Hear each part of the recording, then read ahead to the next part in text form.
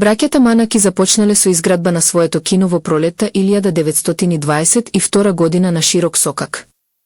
Иако се соочувале со сериозни финансиски проблеми и паѓање на џидовите при градбата, успеале да го завршат објектот со помош на кредити и партнери. Работата на почетокот течела добро, но веќе во 1925 година бројот на посетители опаднал. До 1927 година партнерите се повлекле, оставајќи ги браќата во големи долгови.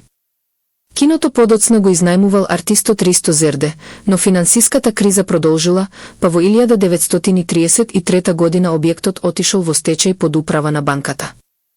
Зерде повторно го презел киното во 1937 година со план за модернизација, но во 1939 година објектот изгорел до темел во пожар.